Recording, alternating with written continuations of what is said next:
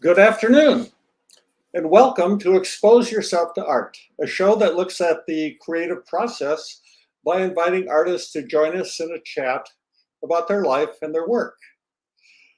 Today's guest is someone very special. She's part of a group of amazingly successful and talented people that came from our area many years ago and have gone on to successful careers and have graciously agreed to come back and share stories of their journey with us. So let me have a wonderful introduction here.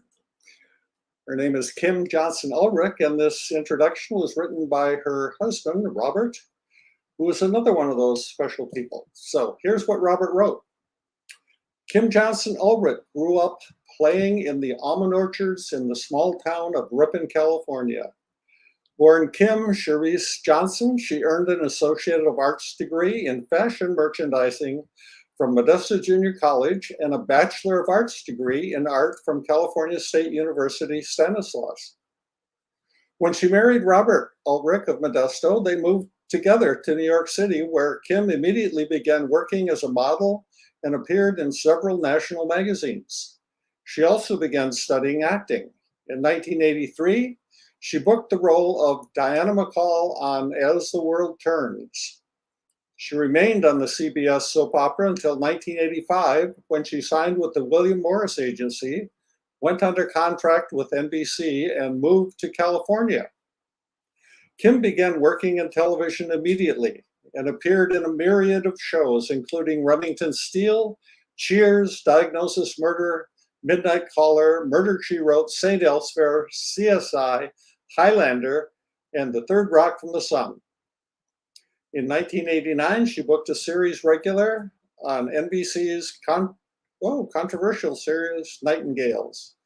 In 1999, she returned to the soap opera world, where she played the role of Ivy Winthrop Crane on NBC's daytime drama, Passions, until 2008. Following Passions, she has appeared in such shows as Supernatural, NCIS, The Rookie, and Castle, to name a few. Kim is the proud mother of two children, Cooper and Tierney. Whoa, I'm impressed. Welcome, Kim. Come on in here and join me. Here we go. See if I can get you in here. There you go. Hi, and welcome. Hi, thank you. Thanks for joining us. Yeah. Oh, it's my pleasure. But I am going to correct one thing, because my brother, who still lives in Modesto, will never forgive me. It's Kim Johnston with a T. Oh, it is. Yeah. It's John. Oh, it is.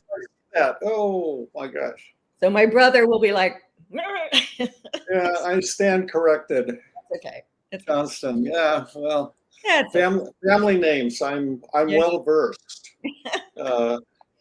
My name is well. It looks like a lot of things. My name is. I pronounce it Schrader.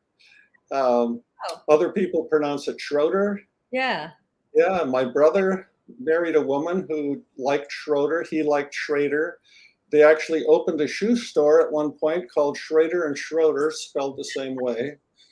So I'm well versed in these family things. That's funny. So anyway, Ripon, California. Yes. What was that like? Let's start there.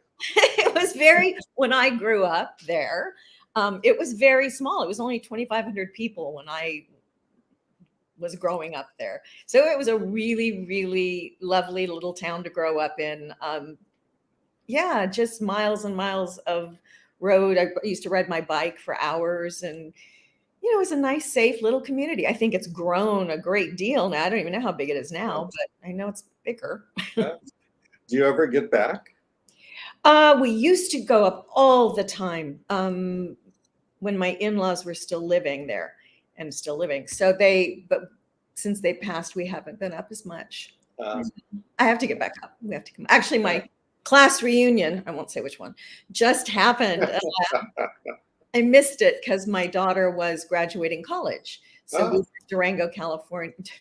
Durango, Colorado, at her graduation when my class reunion was going on.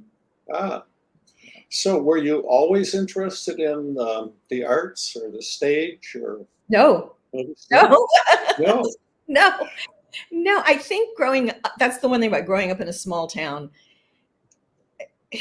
especially, in the 60s, you didn't know what possibilities were out there. I mean, it just never seemed conceivable to me that I would go to New York or anywhere, So I really didn't, although I did I did high school plays and I did the 8th grade play and we did all of that because there were only 50 kids in my class. We all had to do it. So, but I really didn't. I went to junior college. I was studying fashion merchandising, thinking I'd, go into retail or something. And then, no, I really didn't. So you weren't part of that group that Robert was part of? No, I didn't even know. The Tischer group, I guess you'd call it? Yes, Mr. Tischer. I didn't even know that they existed. I never went to a show. I didn't know about it, I guess. I was in Modesto all the time, but I just never knew about it. We actually were at Modesto Junior College at the same time, Robert and I. But I didn't know him then. Oh, you didn't? No. So when did you meet? He thinks he remembers seeing me. We were in fashion merchandising. We did a fashion show every year, and so I was the bride one year. I think my second year, my first year would have been my first year. Anyway, it doesn't matter. I was the bride. And he remembers seeing me, but I didn't meet. We didn't meet until I had gone to Fresno State for a semester. Didn't like it. Moved to the Bay Area and worked at Wells Fargo Bank on Stanford campus. My sister got me that job. And so I was working on Stanford campus in Wells Fargo. I did that for 2 years. Then I went back to school to San Jose State and started an art degree because I thought by that point, I thought maybe I'll do interior design. So you had to be an art major to go into their interior design program. And then I realized I couldn't afford to go to school and work at the same time. Hard. So I moved home. Thank goodness my parents let me move back home, and I went to Stanislaus State, and that's where I met Robert. Yeah. And at that point, I was doing the special makeup for Camelot. They did a beautiful production of Camelot, and I was the art major, and I don't even know. Teacher asked me, but said, "Would you do the makeup?" I'm like, "Yeah, sure, that'd be fun." So I helped with the makeup for that, and he was Lancelot, and I did the makeup. Oh, who was Lancelot? Robert was Lancelot? Robert was Lancelot. There you go. He was Lancelot. I was holding his wallet. I'm like, okay. Yeah. Yes. So then, okay.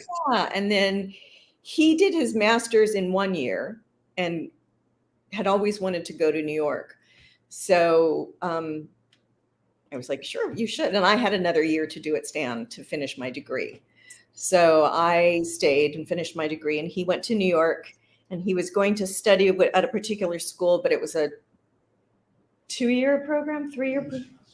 Lee Strasberg, it was a 2-year program. I think he said, I'll never be here for 2 years. And then he came home for my graduation, and we got engaged, and then we got married. Yeah. It was a funny story because I said, okay, we'll get married maybe March. Actually, we were in New York when I'd gone back to visit him, and we were trying to figure out, the wedding and everything in Modesto. And I said, well, maybe March or April. And we called his parents, and they called back. They told us, they said, well, the church is available January 3rd. There you go. Okay. So we got married January 3rd. Yeah. Went with the flow. That was great. And then went to New York. Yeah. Then we went on our honeymoon. We came home. We went to Hawaii. We came home, opened up our gifts, put them in storage, and moved to New York. Okay. I didn't see all my wedding gifts for 5 years. Really? Oh. Yeah, because our New York apartment was small, very small. So we have some pictures here. Are any of these from that early years? Let me see if I can. Let's call them up here. Sure. That is actually from Camelot. That's Debbie Loeb, Debbie Myers Loeb, and she was Morgan Le Fay. So Ah, she was the witch in Camelot. so this is you doing the hair? Yeah, doing her hair, helping her with her hair to makeup. Yeah. Wow. So what do we have here next? And then for reasons I still don't understand, I auditioned for a show at Stanislaus State called Thieves Carnival, and that's Vance Whitaker, and he and I played opposite each other, and it was a farce. It was I can't even remember. I don't remember who wrote it, but it was a period farce, and it was fun. So I don't know why I did it, but I did it. I said, But you did, yeah. And with Vance Whitaker, I mean, my gosh, he went into makeup. Yeah, makeup. Yeah. So both of you there are into fashion, makeup. Wow. I know. Crazy. I'm gonna have to save this picture and show it to him. I wonder if he's oh yeah. It's a crazy picture. With him, not of you. Like I said, it was period, so I was in a corset and it's all silly. Fun though. It was fun. He at one point he was a leading man. Oh my gosh, that's great. This is New York, and this was my first headshot, and I think the photographer was Larry Lapidus, correct? Yeah, Larry Lapidus was the first guy who shot my headshot. And at the time, you had to, people still use headshots, but not as much, not the same. Yeah, it's a beautiful photograph. My gosh. Yeah, he was very good. He shot Robert too, and then a bunch of our other friends. Yeah. I can see why it'd be an easy step from there to modeling, as I understand. How did that happen? Well, when we moved to New York, Robert had a modeling agency. I don't even know how you got the modeling. I don't know how he got the modeling agency, but he had a modeling agency. And so he took me in to meet them, and it was called Philor. And actually the man who ran it had been at one point the Marlboro Man. I can't say that. Yeah. He had been one of the original Marlboro men. Yeah. Anyway, so then I did some pictures and things, and they started sending me out, and I started working. I was not really tall enough to do runway or anything like that. You really have to be above 5'8" to be with the big agencies and do runway, which is clothes and stuff. So I did a lot of catalog modeling. Okay. Yeah. JCPenney, Sears, all of the big ones.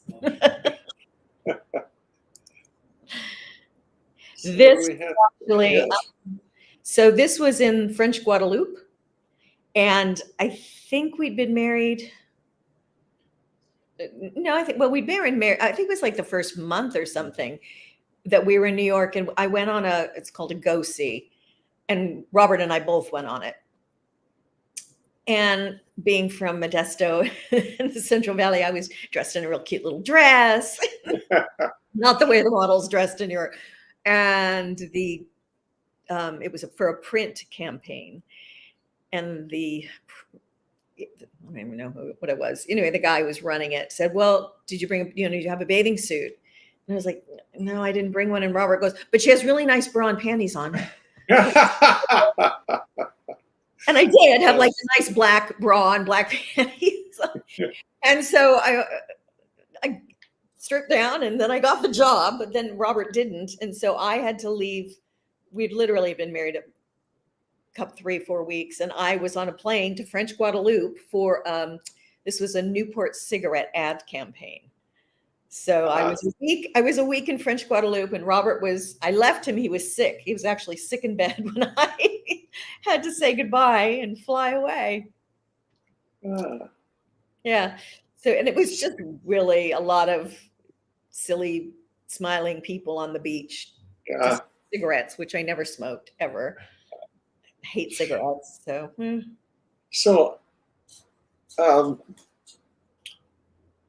Robert keeps coming up. Yeah. Well, obviously, I mean, your husband, but it sounds like he played a fair role in what, promoting you or? Oh, 100%. 100, Yeah. 150%. No, he absolutely was my biggest champion. And so many times when I'd be like, I can't do this. He'd be like, no, you can. Yes, no. I actually studied where I went to the same acting class in a different class, but the same studio he went to study with. And then I studied with the same acting teacher. Yeah, no, he was a huge champion. Yeah, that sounds like it. Yeah. So where do we go next here? Let's see. Whoops. What happened? I I think they went. So, lost my tech person, so I'm having to do everything at the same time here. okay. So at the time in New York, in order to do theater, you still have to have what's called your equity card. There's SAG-AFTRA, which is film and television, and then Right. equity is for theater. And all of these people were actors or wannabe actors, and none of them had their equity cards. So we decided our friend Roger, who's bottom right, I don't know which way, in the orange, Uh-huh. and another friend Frank figured out that they could put on their own show and cast themselves and get their equity cards that way. So we put on a production of Prince and the Swineherd. Prince and the Swine. Yeah, it looks like, yeah. Princess and the Swineherd. I don't even know. It was a children's show because we figured that would be the cheapest, easiest to put on. I think we had one child at a performance that we did, one. And we rehearsed it. They held auditions. Of course, didn't cast anybody but our group. It was just right. cast. And then this is actually a pig ballet that for some unknown reason in the children's show, it's the swineherd falls asleep and dreams a pig ballet. And of course, our friends were very, very funny people. And so they ran with that big time. And then Jack, I think Robert's father, had a bunch of pig noses. Did he have the pig noses? He had the pig noses and sent them to us. So that's why we're all in pig noses. Yeah. And we did a dance. Silly. So you got your SAG card. That was our equity. That was your equity. I'm sorry, not SAG. Yeah, that was the equity card. I actually got my SAG card doing a close-up toothpaste commercial. So I'm very lucky that I booked this commercial and they Taft-Hartley'd me and I got my SAG. I wish I would have known that way back in the day. Put on your own show and get your equity card. Your equity card, which I never used. Never used, huh? Okay, so modeling, and there was a really sweet African American designer who I guess I went on a go-see. I don't know how I got it, but yeah, I guess. And I actually did a runway show for him also. We did a live, where was it? Brooklyn or something. I think we went to Brooklyn or the Bronx. I don't even know where we went, but we went someplace and did a live show. And then I did some, he did some shots. Some shots, yeah. And that's me. That's a wig, obviously, not my hair. I was going to ask. Yeah. Not my hair. Right. When I saw, it's. I don't know what the heck. Sort of obvious, yeah. That Tyra Banks would never go for that stance. No. This is one of my favorite pictures. I was actually on As the World Turns at this time, and I went in and they were using soap people for Simplicity pattern book. So this was on the cover of a Simplicity pattern book. Go to the store and they'd have these huge big books of patterns and you'd go through, but this was a Simplicity pattern that they'd made up and I was modeling, and then that shot was on the cover. Another beautiful one. Yeah, it was one of my favorites. Very nice. Yeah. So you mentioned As the World Turns. How did that? Do we have a picture of any of that? How did that come about? Yeah. They're coming up. It's okay. Well, I here's another, we've got another another modeling. Simplicity. That was again the Simplicity catalog. Okay. So that one was this was when before I got As the World Turns, and I worked for a company called Porrette, and they made corsets. They actually made bras and panties and all that kind of stuff too, but they were getting into corsets at the time, corsetry, and so I became one of their models, and I did the live when buyers would come to town, and you had to model the clothes so the buyers could figure out what they wanted to purchase. And for their stores, I was one of their models for that. And I met one of my best friends. Well, she was also a model, and we're still dear friends with Sandy Dell, and we're still good friends. She still lives in New York, but she and I were models in our lingerie. Yeah. Oh yeah, and that picture actually, Robert reminded me, was in Cosmopolitan magazine. Oh, it was. Wow. Yeah, it was little, but it was in Cosmo. Yeah, it's pretty funny. So this is pre-Victoria's Secret. It was, yeah, absolutely. And the woman who did it was a female designer, and she did such beautiful work. They really were pretty corsets. They weren't comfortable, but they were pretty. Did you get to keep any? I did. I hauled some out. The elastic is sort of gone. It's all kind of just, but I still have them, and I pulled them out a while back and showed my daughter. I'm like, here, T, look. She's like, oh my God. Mom. I'll put that away. Yeah. That happens when your kids grow up. They look back and they go, no, I don't want to know that about you. I know, exactly. Yeah. So this is As the World Turns. Oh, okay. Chris LeBlanc is the young man. In this picture, he's the young man with the dark hair. And he's on he's been on Young and the Restless for 30 years, I think now. He came out here and booked Young and the Restless. And he's been on it, luckily for him, for 30 years. And then Eileen Fulton was Lisa McCall. She played my stepmom. And then my other brother, Mark, is in the back. That was the family. We were a family. But that's so how did this come about? I was auditioning for everything, anything you could. My agent, and at the time in New York, you could have multiple agents too. You didn't have to just have one. In LA, you had to have one, but New York at the time, different people could represent you. And I don't even remember the agent's name, but it wasn't Honey. It wasn't. That was Barbara. It wasn't Barbara, who's a friend now. Anyway, they'd send my picture in, and I had an audition for the casting director of As the World Turns. And then I had another one, and then I got it. Yeah. Yeah. Straight audition. It works sometimes. And I ran in and read for her, and then they had us back, and I read with the guy who I played opposite. Scott Bryce. He was my audition. Yeah, there should be another picture with Meg Ryan in it. And yeah, that's Meg and Frank, and Scott Bryce is in the top corner.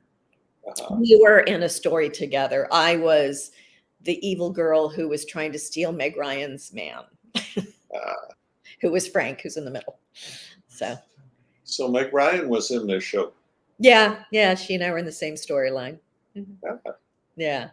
She was there a year, then her contract was up and she left. And I had a 2-year contract, so I was there for 2 years. Yeah. You were just there for 2 years, or longer, or how long were you with the show? 2 years. 2 years. Yeah, 2 years. Usually they were 3-year contracts, and for whatever reason, mine was a 2-year. I don't know why, and the show didn't know it. So when my contract was coming up, I'd gotten into NBC, I'd done something, and NBC was putting me under contract to come out here. And so I went to the show to tell them I was leaving, and they're like, no, you have another year on your contract. I'm like, no, I don't. It's just a 2-year contract. They were like, what? So they had to quickly write me out of the show. I stole money and just left. That's how I exited the show. I was just like, I'm taking the money and leaving. Because I was not a good girl. I was a bad girl. So, yeah. So at the end of the show, then you moved to California. Right. When I stayed on like an extra 6 weeks, I think, so that they could wrap up a story a little bit. Uh-huh. And then we moved, flew out and moved to Burbank. We lived in Burbank, California. Uh-huh. For a while. Yeah. And I was under contract to NBC, and I think that's the year that there was the writer's strike. So it was not good for me. There was no shows being done. No shows. Yeah. Okay. Yeah, it was good. Just out of curiosity, coast to coast, if you want to get into television, movies, whatever, you either go east to New York or west to California. I'm just curious about what's it like. Is there a difference? Oh my gosh. Well, first of all, it's all changed. The business is completely changed now from what it was then. Like I said, you could have multiple agents in New York. People would send you out on things. Now I'm sure they've changed it back to one agent, but also everything's done remotely now. All of the auditions, right since COVID, everybody of course, yeah. Zoom auditions. So you can pretty much be anywhere. And a lot of actors have moved out of LA and New York and just, sending in their auditions. But most of the work, the other problem is most of the work now is done, so much of it's done in Canada. They shoot so many shows in Canada. There's still a few in New York, and there's still obviously shows in LA, but so much of the work has gone out of California, and it's also in Atlanta in the South. So there's a lot of people making a living out in the South, and what they do is they work all the southern states. They'll be in Atlanta or be in Georgia, but they'll work in New Orleans. They can do the shows that shoot in New Orleans, or they can. I have a friend who is a Teamster. She is a Teamster, but she works in Savannah. She lives in Savannah, and she works all the time on shows that shoot in Savannah.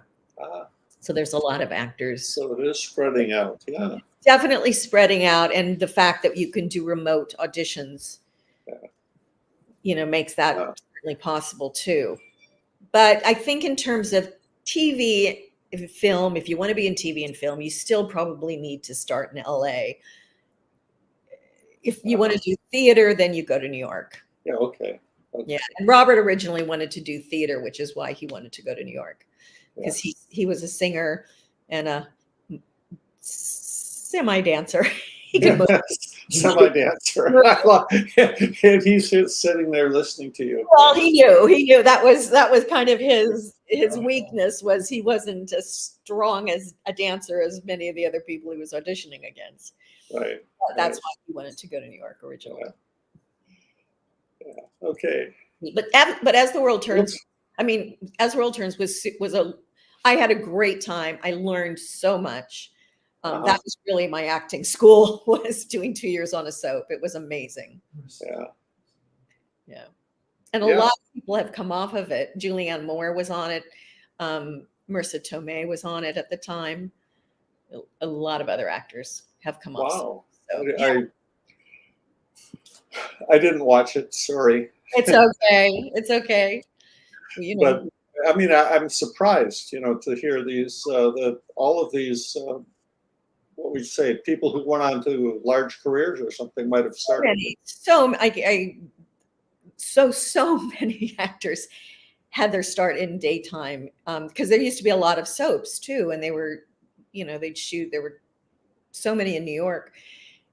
Yeah, and so they'd come on and they'd do a little reoccurring role for a couple of weeks, and then go off and or they'd do theater at night and a soap during the day. There were several who did that. Yeah. So, are there any interesting stories that came out of, acting with this group of people? There had to be. Oh, well, I think the best one is that I worked with Meg Ryan, who became America's sweetheart, basically, when she left this show. She did every rom-com movie there was. Yeah. She was it for a long time. And she was also very lovely. Her son is a month older, I think, than my son. We didn't know it, but we were pregnant at the same time. And we were out in California. And Jack, her son, is on Robert's show, The Boys. Oh, Yeah. okay. So you keep some of those friendships that you make, obviously. Yeah. So what do we? Oh, this is actually Cooper's in this picture. I was pregnant at the time. oh. I had we'd waited a long time. I don't know why. We just thought we had forever, and then suddenly my doctor was like, you should, if you want to have a baby, you better do it pretty soon. I'm like, oh okay. And I was probably 3 months pregnant, 3 or 4 or something, maybe even more. Yeah. Can't quite tell. But I booked the show. It was just a 1 episode. And then which show was this? Is this NCIS or? Huh? I have to look at Robert. What show was it? No, it was Reasonable Doubts. It was called. Oh, okay. Okay. And Mark Harmon was the lead, and Marlee Matlin, who is the deaf actress, was also in it. Oh. She was the lead. Those two, they were the leads. And then I was hired for one day, and then they said, it went well. Mark liked me, and he said, "Great, so we're going to make you a series regular." And I was stupidly at the time went, "Oh, that'd be great," except I'm pregnant. You're pregnant, yeah. A little bit. Yeah. And they're like, "Oh, wow, okay." So I did 8 episodes, and then and it was just, towards the end. I said I can't quite tell because I was about 5 months pregnant at the end. It was like every fitting, they'd be like, "Okay, we're gonna let that out a little bit. We'll let it out." They were shooting me, holding pillows, all of the tricks you do. Yeah. Okay. Yeah. This is intriguing. What is this? This was one of my favorite shows I ever did. First of all, I'm a huge sci-fi fan. I love science fiction and fantasy to read and to watch. So there was a show called Highlander, there were movies. Yes. Highlander, and then they did a series. And I think I must have worked with the producer or something, because then I think they had another actress who was supposed to do it, and she fell out. So they hired me, and I shot that in France. So here I'm a Celtic warrior. But it was supposed to be, the whole thing with the Highlanders, they live forever and they're, live through time. So this was back when the Celts were around and I was a warrior. So that was me dressed Celtic. And did you have to wield a sword? Oh yeah. I had a huge sword fight that we choreographed, and I had a good death. Because you die as a Highlander, they're not Highlanders. I don't even know what they're called. Anyway, as the character, you die, and that's when your power kicks in, and you find out that you're going to live forever. Okay. So you don't really die. You kind of and then you come back to life. But we shot it in France. So I got a free trip to France, and that was so fun. I had the best. One of the great perks. I'll have to go back and watch this. Was this on the TV version or the movie? TV version. TV version.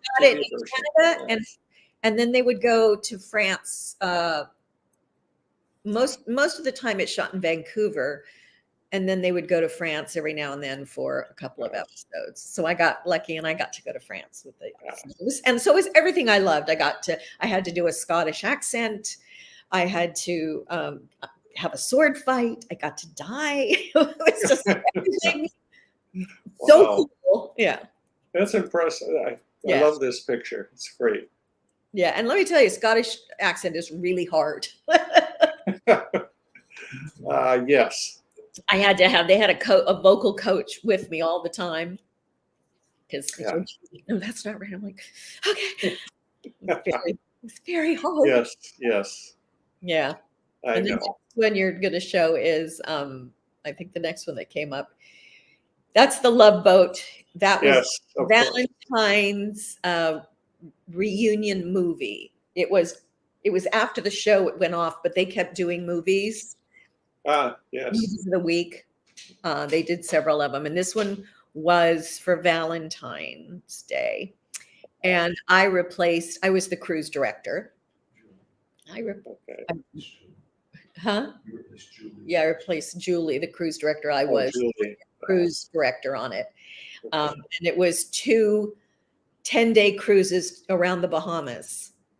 And this was right after I'd done the show Nightingales, which was about student nurses in their underwear. Basically, that was the plot. We were student nurses and we ran around in our underwear and exercise gear a lot. Yeah. So the nurses. Oh, wow. Were you ever on this show? Which one? The Love Boat, when it was running? No. Oh, No, okay, when it was a series, I was not. Yeah, Okay. no, I didn't. But this was an NBC show, so I had just finished Nightingales. Well, I didn't know I'd finished Nightingales. When I booked this, then they told me, well, Nightingales was not getting picked up because the nurses, 180,000 nurses, protested the fact that we were showing them in a bad light. Even though the show was winning the time slot, we beat China Beach every week. Really? Yeah. Wow. China Well, Beach. yes, nurses running around in their, yes. Nurses in Like Vietnam or nurses in their underwear. Well, I don't know. I get it. So, but they canceled us. But I was so I did this show, the Love Boat. So it was 2 10-day cruises, and Robert didn't come with me on the first 10-day cruise because he was having polyps. He had a polyp and he had surgery. But then he flew to join me on the second half of the show, that last 10 days, but he couldn't speak. He wasn't allowed to talk because he'd had surgery. So his father had made up a whole stack of index cards for the airplane going, may I have a Coke? May I have a water? May I, one of them was, can you direct that's great. can you direct me to the Love Boat? So he had to fly, get on, then he had to get on the boat. And at the time they said, there's a guy trying to get on the boat and he can't speak. And I was like, no, that's my husband. That's okay. Yeah. And then everybody thought, they didn't, all the rest of the cast didn't realize that he could talk. He just wasn't allowed to because he had surgery for days. And they were like, wow, that's, yeah. That was so far I'm being jealous of these perks. You get to go to France and perks. Yeah. And 2 10-day. 2 10-day cruises. Oh my gosh. On like the 19th day of the cruise, I look really good here. This was at the beginning. Yeah. By the end, I was like, can I have 2 of those chocolate souffles? Because, the food is amazing, but you're trying not to eat at the beginning. By the end of the 20, I'm just like, I'm just want to get off the boat. Give me food. Yeah. Too much of a good thing. Yeah. This was Passions. This is a publicity shot for Passions, the soap I did, the second soap I did, which ran for 9 years. I keep thinking it was 10, but it was 9 years. And I was the matriarch. I got to be the matriarch on it. And again, I was not a nice person. I was a terrible person trying to steal another woman's man again. Yeah, but sometimes these not nice people, they're more fun to play, I would imagine. Oh my gosh. No, I love playing a bad girl. No. Yeah. It was always the best. I said the most fun was to be bad. Yeah. No, it was great. I loved it. And I guess I did it pretty well because I did it a lot. What's funny is I don't know if you have any pictures. Well, Highlander, I was brunette. I went brunette for a little while. I don't know. I was just bored. So I dyed my hair dark. And when I had dark hair, I played wives and mothers and lawyers. Suddenly I played all the nice girls. But as a boy, I always played the bad girls. Yeah. What's that say? Yeah. Oh my gosh. Here I am as a brunette. Yes, you are. Yeah. I was wondering about that. It was like, Yeah, no, I went brunette for a little while, and that's Dick Van Dyke. I did, actually, Robert was the casting director for the Dick Van. This one was Diagnosis Murder, but he did Matlock and Diagnosis Murder Uh-huh. and Jake and the Fat Man. Did you guys do? Yeah, but anyway, so I did all of those shows, and I did them all like 2 and 3 times. It was because especially at the time, there was a group of producers who did a ton of shows. They did like half the shows on TV, I think. Right. And it was Viacom Productions. And if they liked you, they used you in all their shows, and they'd use you over and over again as different people. They didn't care. They were very kind and good to work with, and they were nice to use the actors repeatedly. But this was Dick Van Dyke, who was lovely. Yeah, he was wonderful. Which show was this? Murder? This was Diagnosis Murder. Diagnosis Murder. Okay. Yeah. I think, did he play a doctor who solved crimes? I think he played You did 3 of those. yeah, I think he played a doctor who solved crimes or something. I can't quite remember. I don't remember the plots. They all ran together. You played the dancer in that one. Were you a good girl or a bad girl on this? I was a good girl in this one. That's right. You said this, right? Yeah. Yeah, I said Brunette. brunette. I was also supposed to be a dancer, and I was disparaging of Robert not dancing. I cannot dance. I can't count. 1, 2, 3, 4. No, can't do it. I cannot dance. And they were like, oh, you have to dance. Actually, I was supposed to do a different role. That was the dancer, and I went, no, I can't do that one. I'll do the one who is the dancer who doesn't dance. So, yeah. And on Nightingales, we had to do aerobic exercises all the time. As I said in the show, that was the aerobics were really big at the time. Yes. So we were always doing aerobic. There was 2 girls who on the show with me. One of them had been in a chorus line on Broadway. So she was a major dancer. And one of the other girls had been a solid gold dancer here in LA, a major dancer. Whenever they had the aerobics classes, I had to lead the aerobic. I don't know if it was that I was the only one who would do it, stupid enough to say, yeah, okay. And the other girls didn't want to be known as dancers because they wouldn't do it. And I couldn't do it.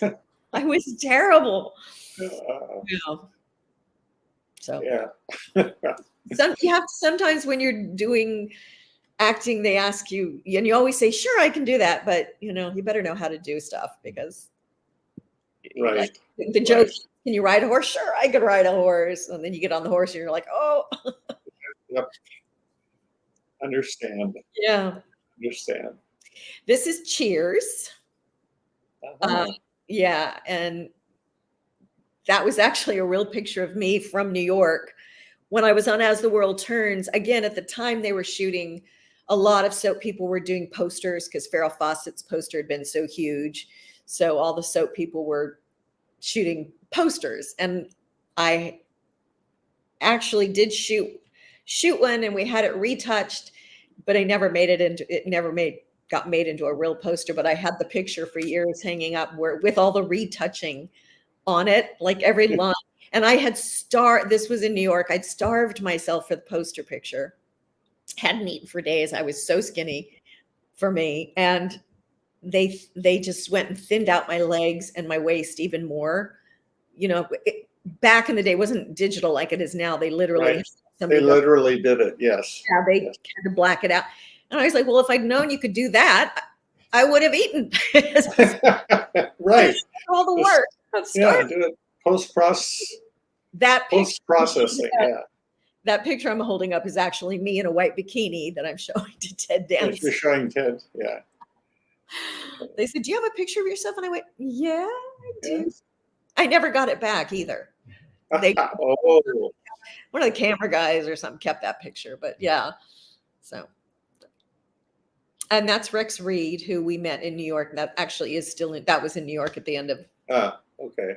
that was my birthday. Rex Reed lived in the Dakota. I don't know if you've heard of the Dakota. Yes. Yes.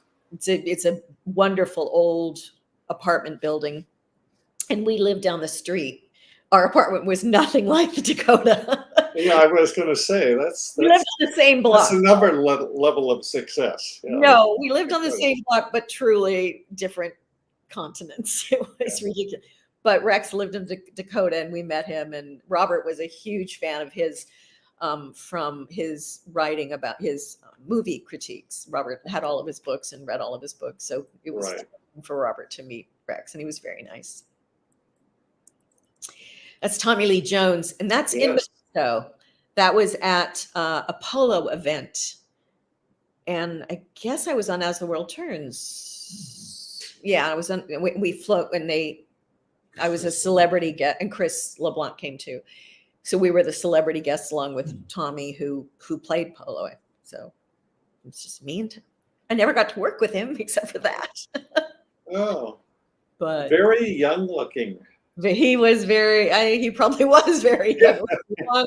I'm very young looking. It was a very long time ago. Yes. Oh, yeah. Two young people. Yeah. Yeah. It took me a while to recognize him because all of his. Probably like 84. I would assume it was probably 84. Okay. Again, the Love Boat. That's a love Okay. boat. At the beginning of the Love Boat. At the beginning, before all the chocolate souffles, right? Before the chocolate soufflés hit. That's the beginning of the Love Boat. Oh, I was a huge fan of the Avengers when I was little. Not the Avenger movies, the TV show with Patrick McNee and Diana Rigg. Right. If you Okay. remember it. It Oh, was yes. I One of was- my favorites. a little girl, and I would sit there and watch that. I loved that show. I loved her. I was just so enamored of her. And I got to work with him on a show that we shot here in LA. I was Russian. I played Russian here, but he was so lovely. And I was so just giddy with the fact that I got to work with him. Yeah. It's a nice man. This, ooh, This was, I guess, was Nightingales Runaways with the Rich and Famous? Had I done Nightingales? It was after Nightingales. Okay, so it was after Nightingales.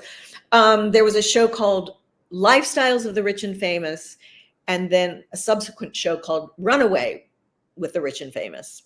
And Robin Leach was the host, if you remember Robin Leach. yes.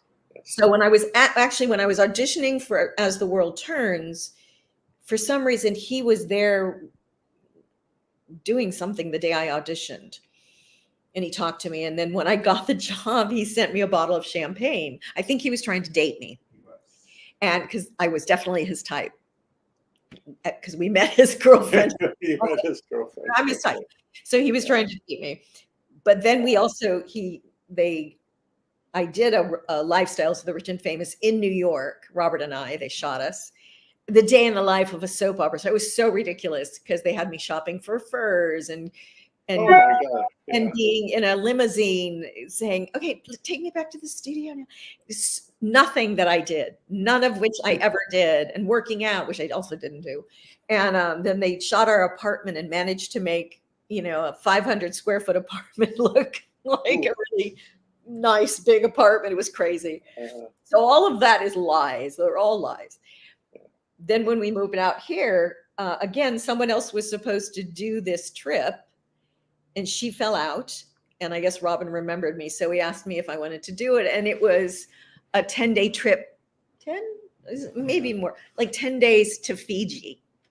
So they flew us first class on Qantas, back when first class was really nice. And we flew to Australia. We spent a night or two in Australia. Then they flew us to Fiji. And the show, they shot the whole thing. It was to promote Fiji. And so this was, we took this beautiful boat, sailed over to one of the small islands and had a picnic on the island, and they filmed it all. And, me sitting on the bow of the boat. And they gave us, we had the presidential suite for part of the time and our own butler while we were in there. And he had been, I didn't realize this, never heard of it. There's a butler's competition that's worldwide, and they go and buckle and get. Oh my gosh. And No, I'd never heard of that. Wow. yeah, who knew? And he'd won. He was our butler, so he was so sweet. Yeah, it was Oh. crazy. It was crazy and a great trip. So fun. Okay. But yeah, we just again we ate crepe Suzettes, and it's just Oh, it was. wow. Yeah.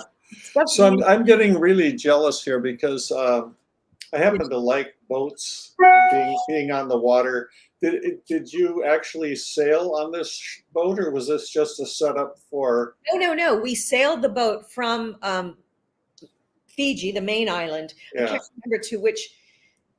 There's a whole group cluster of small islands all around Fiji, around the main island. And Uh-huh. at the time, a developer was going to develop this small island, and I think he probably ended up doing, or they ended up doing it. So, like with 10 or 12 private huts, beautiful. They weren't there, but they were going to develop it. So they were trying to get advertising for that development. So we sailed across. It was about a half an hour. Yeah. Took us about a half an hour to go from Fiji to the island on Mhm. this boat. Yeah, Wow. it was stupendous. Okay. It was amazing. And then then they had a snorkel off the boat. And the waves were huge. And Robert and I had never snorkeled. Oh my gosh. Okay. Yeah. We practically drowned. I'm surprised that we didn't. Yeah. It's hard enough to snorkel when the water's calm. No, Right. it's like, we stay up and I'm like, no, the waves. Yeah. I believe it. Well, we Yeah. did it, of course. I went, sure, we can do that. You can do that. Yeah. Of We went course. to they had us, we went to one of the island's tribes, literally. We went to their village, and we had a ceremony where they bestow a whale's tooth on the person that Oh. they're honoring. And so they couldn't give it to me because I was a woman. So they ended up giving it to Robert. So he got the whale, and we still have the whale's tooth. We snuck it out. So we have a whale's tooth, which is pretty darn cool. I Yeah. know these perks you guys get. That's starting to Well, get to me here. You know, when I look back on it all, as I'm telling you, I don't think about it very often, but you know, I think it's been a pretty spectacular life, I have to say. Yeah. That's them shooting me, lying. Yes. This is on the island. This is on the small island that we went to. Okay. Yeah. So these are, I'm taking it, these are a few of the magazine covers. Yeah, this Yeah. was when I was on As the World Turns. There it says celebrity interview with Diana McCall as the world turns. Yeah. That was the same photographer shot that shot my poster. She was really good. Another one. I hated that one. I do not You like hated that? I was happy to be on New Woman, but I didn't care for the picture that much. Okay, yeah. Yeah. Okay, I saw this. What's this? So when I was on As the World Turns, Regis was shooting, and I think his studio was out in Brooklyn at that time. And they said they were going to have me on it because I was, on a soap. And you had a publicity person who was always trying to get you gigs and promote the show and everything. And the day they called me and they said the Regis Philbin show was like, well, what do you want to do? Do you want to do a massage? You want to massage Regis? I think they said, do you want to ride a horse on stage? They gave me like 3 or 4 options. I was like, no, I don't want to ride a horse on stage. And no, I don't want to give Regis a massage. So I went, well, I could take a bath and show you how to calm and tea bags if you have a sunburn, and if you put tea bags on your eyes. It was silly, but so but the day I did it, the writer for TV Guide, which at the time, everybody had TV Guide. So the writer was there talking to Regis, and then she heard this story. So then she wrote a story about why I agreed to do the show to take a bath. And then I did the show again, Regis's show. This got so much publicity that they had me back on when he was back in Manhattan, when he was doing a show in Manhattan. So yeah, pretty funny. Yeah. It was but it's just luck that she happened to be there, and it was a good story, so she wrote it up. Yeah. You know? Okay. Yeah, and I did take a bath on Regis. You did take a bath, okay. I was clothed, and it was like a milk bath, a bubble bath, and I was showing him how to use my tea bags to depuff your eyes. Oh, geez.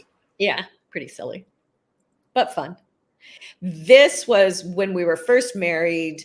A photographer just did a whole bunch of shots of us all around New York, and then they used them. It was called stock footage. So when you buy a picture frame, there's a picture in the frame just to show you, what your picture. Right. Oh, wow. So that's what that was for. They were all just pictures in frames you could buy. So it's our pictures in a frame that you could buy.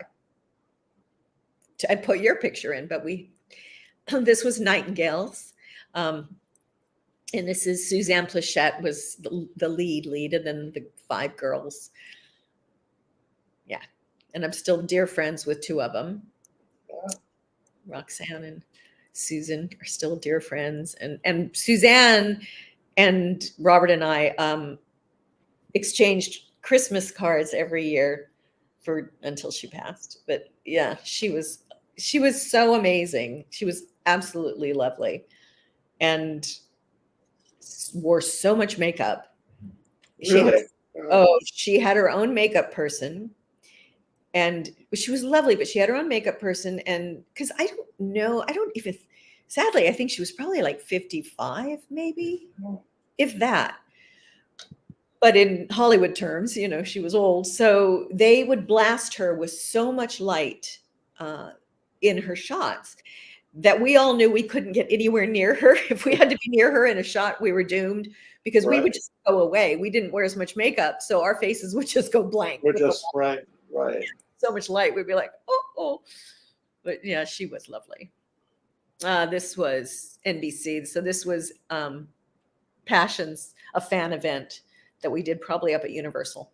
Yeah. Just a fan event with everybody on Passions. So I think we have one more, and we're getting close to the end of the show here. So, wow. George Burns. George Burns. I know. Well, Robert and I worked with George Burns. Robert and I hosted a thing in Modesto with Bob Hope, the Gallo. Oh, right. Oh, you did. That was, wow. That's next door. Yeah, he was performing, and he actually stayed the day. He rested at Jack and Joy's house. And Irene Angelo, who was a longtime Modesto cook. Yeah, he was the opening act for the when Gallo opened. Right. And so we were the hosts. So I said, I worked with George Burns and Bob Hope. That's pretty cool. It is pretty cool. George Burns, this was a commercial for a gas company that's kind of only in the Midwest. And so I was playing his chauffeur. And the best thing about this was he was just as cool as he could be. Everything you'd expect George Burns to be, he was.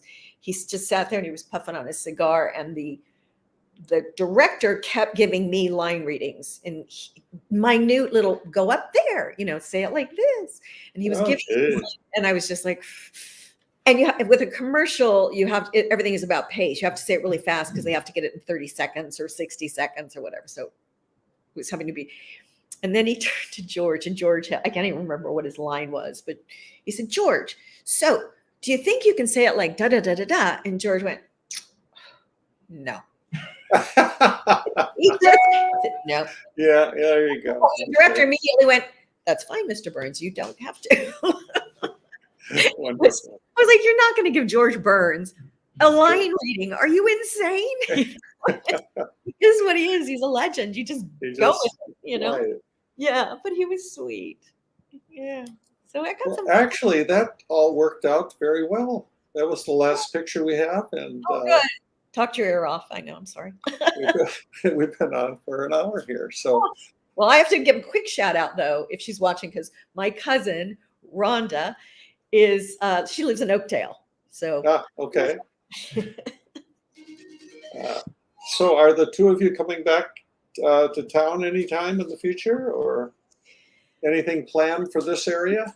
We have nothing planned right now. I think, was there something coming up this fall, but I'm not sure. Well, there was Valley's Got Talent. Oh, Did it yeah. ever happen? Oh, yes, because we used to come up for Valley's Got Talent and judge Valley's Got Talent. Right, I remember that. Right.